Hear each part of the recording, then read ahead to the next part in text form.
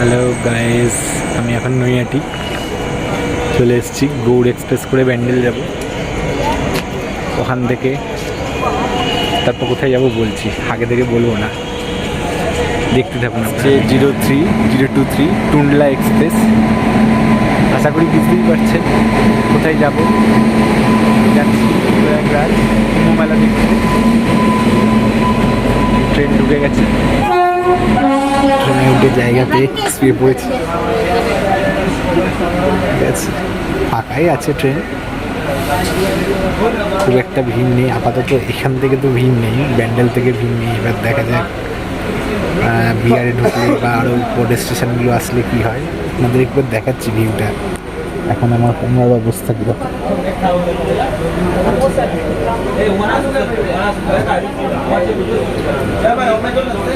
দেখতে পেলেন, আশা করি বুঝতেই পারছেন এখন কোমরের অবস্থা। দেখা যাক সময়ের সাথে সাথে কী হয়। এবং বাইরে আমি সব কিছুই দেখাবো, দেখতে থাকুন আমার ভিডিওটা, খুব ভালো লাগে। রাত্রি 2টো হয়েছে, আই থিঙ্ক 30 মিনিটস ক্রস করেছে বা 30 মিনিটস। জাস্ট এসে পৌঁছালাম প্রয়াগরাজ জংশন। এখানে যা ভিড় আপনারা কল্পনাও করতে পারবেন না কতটা ভিড়। আর এসেছে তারাই একমাত্র জানে কতটা ভিড়।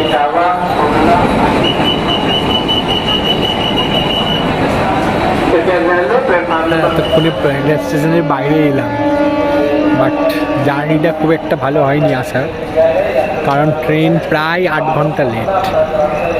যেখানেই দাঁড়াচ্ছে, বিশেষ করে এই ইউপিতে ঢোকার পর মুঘলসরায় ঢোকার আগে 3 ঘন্টা, আর প্রয়াগরাজ ঢোকার আগে 4 ঘন্টা লেট করলো। আর এমনি আরও আস্তে আস্তে আরও দাঁড়িয়েছিল, 1 ঘন্টা লেট হয়েছে। মোটামুটি প্রায় 8 ঘন্টা লেট। নামার কথা ছিল সন্ধেবেলা 6:30টার সময়, এখন বাজে হচ্ছে 2:20 না 2:30 বেজে গেছে। নামিয়েছি, এই হোক। এবার দেখি মেলায় যাওয়ার জন্য কি পাই। ওয়ে টু সঙ্গম। দেখুন কাতারে কাতারে মানুষ যাচ্ছে এই কুম্ভ মেলায়, মানে পুণ্য স্নানের জন্য। কাতারে কাতারে লোক যাচ্ছে, আসছে, থাকছে, স্নান করছে, আবার চলেও যাচ্ছে। সবাই কিসের জন্য আসছে? পুণ্য লাভের জন্য। দেখুন কত মানুষ আসছে, দেখুন কাতারে কাতারে যাচ্ছে মানুষ সঙ্গম কুম্ভ স্নান করতে। তার মধ্যে আমিও একজন। খুব ভিড়। স্টেশন থেকে অটো করে এই মেলা প্রাঙ্গণে যতটা আসতে দিচ্ছে ততটা অব্দি এসছি। তারপর সেখান থেকে হাঁটতে হাঁটতে হাঁটতে হাঁটতে যাচ্ছি। দেখুন প্রচুর লোকের কিন্তু কম নেই। যত বেলা বাড়বে তত কিন্তু লোক বাড়বে। সামনে 26 তারিখ আসছে, সেখানে একটা শাহী স্নান, উত্তরপ্রদেশের ভাষায় শাহী স্নান।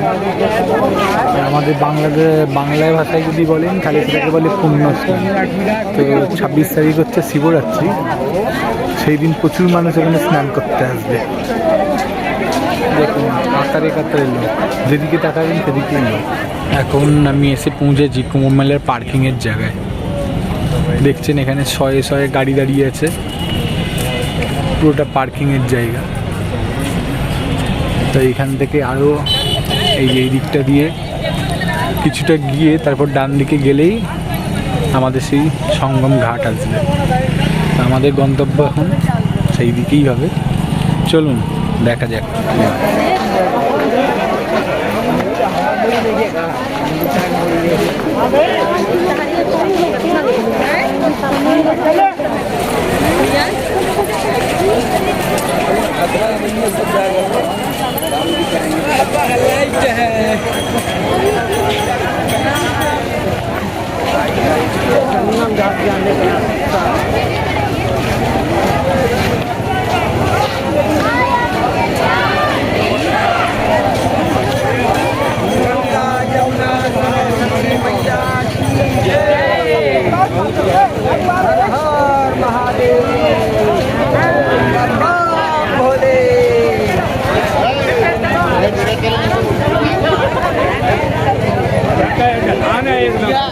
ये सब हुए जो उधर से नहीं ये हुए सब हुए जो बोलकर पैसा चल ना पाओ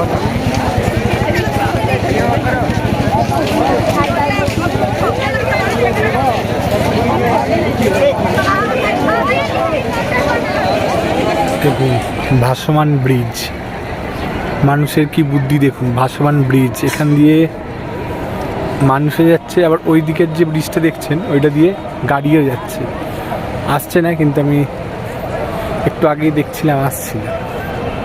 আর এই সেই জায়গা যেখানে স্নান করলে নাকি সব পাপ ধুয়ে যায়। এটা হচ্ছে সেই সঙ্গম, যে সঙ্গম মানুষ আসছে, ভিড় করছে, স্নান করছে, দেখছে, এনজয় করছে। এই দেখুন এদিকে সব স্নান করছে।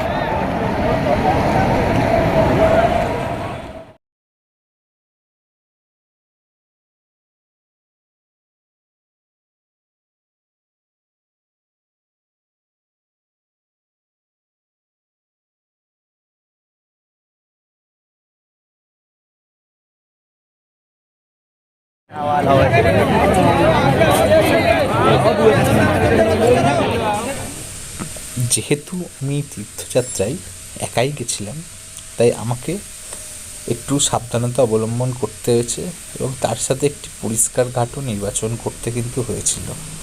তো আমি কি করেছিলাম, সব কটা ঘাট আগে ঘুরে দেখেছিলাম।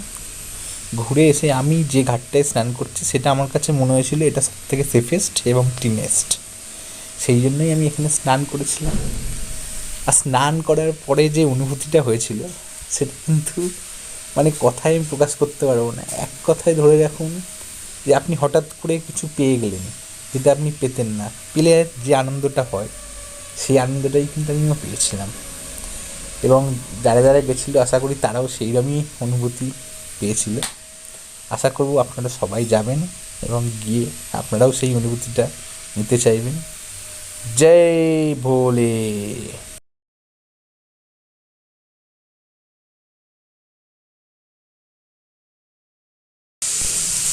তো কুম্ভ স্নান সেরে বাড়ি ফেরার পথে বলবো না, স্টেশনে ফেরার পথে রাস্তায় হঠাৎই একটি মোড়ে কিন্তু ইলেকট্রিক পোস্টে শর্ট সার্কিটের কারণে আগুন লেগে যায়। তো সাথে সাথে পুলিশ এসে আমাদের সরিয়ে অন্য রাস্তা দিয়ে যাওয়ার ব্যবস্থা করে দেয় এবং দমকল বাহিনী এসে আগুন নেভানোর কাজে লেগে পড়ে। কিছু সময়ের মধ্যেই কিন্তু দমকল বাহিনী আগুন নিয়ন্ত্রণে আনে এবং আপনারা সেটা ভিডিওতে দেখতেও পাচ্ছেন। তো এইরকম প্রচুর ঘটনা কিন্তু ঘটে গেছে, আগুন ধরে যাওয়া থেকে, মানুষ মারা যাওয়া থেকে শুরু করে ট্রেনে বিভিন্ন মানুষের মধ্যে মারামারি থেকে। তো এই সব ঘটনাগুলো হওয়ার পর কিন্তু একটা কথাই বলবো, পুলিশ এবং প্রশাসনিক তৎপরতা কিন্তু প্রচণ্ডভাবে বেড়ে গেছিল এবং এইরকমভাবে অনেক ঘটনা মিলিয়ে আস্তে আস্তে আমাকে ফিরে আসতে হলো স্টেশনে।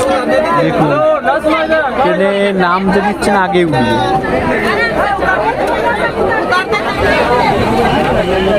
এখন ফিরছি প্রয়াগরাজ থেকে। তো প্রয়াগরাজের পর প্রথম ছিল হচ্ছে মোগলসরাই। মোগলসরাইয়ের থেকে ট্রেনে লোক উঠে এখন ট্রেনের অবস্থা হচ্ছে দেখুন কীভাবে সবাই যাচ্ছে। আজকে ট্রেনে ফেরার সময় এইরকম ভিড় দেখে আমি একটা কথা বলতে বাধ্য হচ্ছি, সেটা হচ্ছে আমরা ছোটোবেলায় শুনেছিলাম যে সব তীর্থ বারবার কিন্তু গঙ্গাসাগর এক, কিন্তু আমি বলছি সব তীর্থ বারবার কিন্তু মহাকুম্ভ একবার।